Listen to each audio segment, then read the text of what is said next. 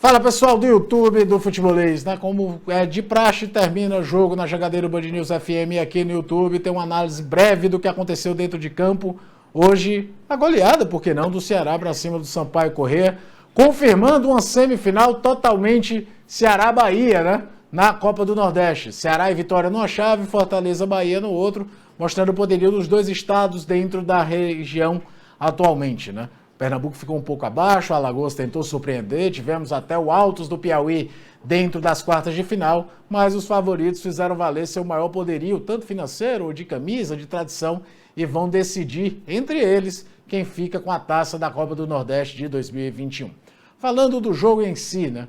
O Ceará veio com a formação com o Kleber ainda como titular, apesar de muito contestado, com dois volantes diferentes do que a gente se habituou. O Oliveira não estava em condição de jogo, então o Guto Ferreira optou pela entrada do Pedro Nares junto com o Charles, e o desenho da partida ficou muito aquilo que se imaginava, um Sampaio se fechando mais, apostando em um ou outro contra-ataque com Pimentinha, e o Ceará tendo a prerrogativa de ser o time que propõe o jogo, que tenta abrir espaço na zaga adversária.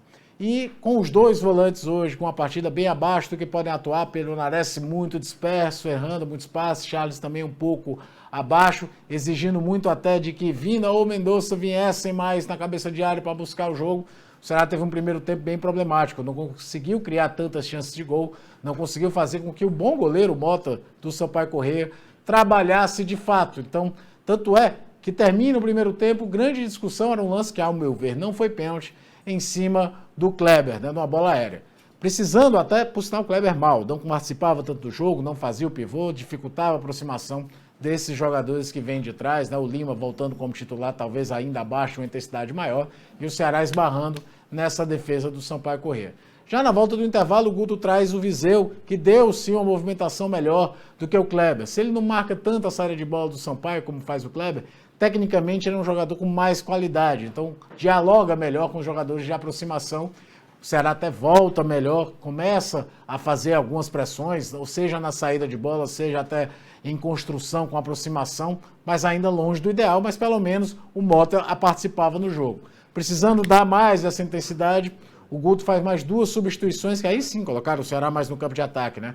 Coloca o Marlon no lugar do Charles. Eu teria tirado o Pedro Nares, mas entendo que o Marlon, mesmo não sendo um jogador brilhante tecnicamente, participa mais do jogo. E era uma partida muito de intensidade, de imposição, então era uma entrada interessante. E a entrada do Saulo no lado direito, no lugar do Lima. O Lima nunca fez 90 minutos ainda nessa temporada, era até natural que fosse ser substituído. E colocar um cara que tem mesmo, essa questão de força, tecnicamente, não é nenhum craque, mas não tem bola perdida, ele vai mesmo para a jogada, ele força o erro do adversário, colocando o Ceará mais no campo de ataque.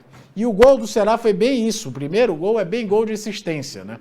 Primeiro, o Felipe Viseu recebe condição de finalizar, finaliza bem, o Mota faz a defesa, e aí o Bruno Pacheco tem totais méritos de não desistir, de acreditar na jogada, normalmente aquele lance de rebote, o lateral que está ali por perto não vai atrás dela, consegue retomar a cruza, e aí teve um golpe de sorte, gol contra do Alan.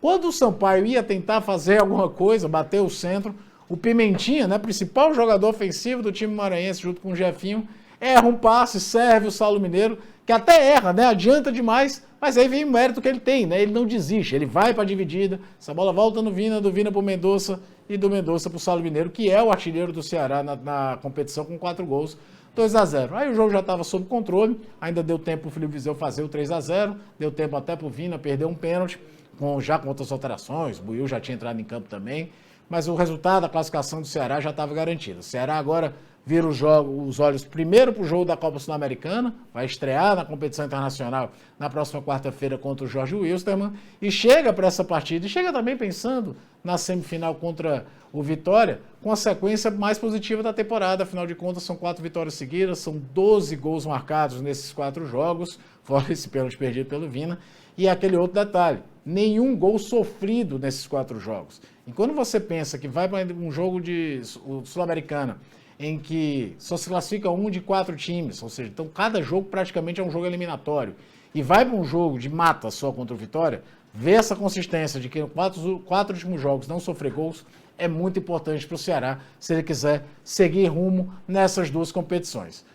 Fico por aqui, agradeço a todo mundo que está inscrito no canal. Se você não está inscrito, se você caiu meio de paraquedas aqui, se inscreve aqui no Futebolês, participe do Futebolês junto com a gente. E vamos lá, né? Para o Ceará tem Sul-Americana no meio de semana, para o futebol nordestino tem um final de semana sensacional, com 4 grandes camisas, começando a decidir o Nordestão 2021.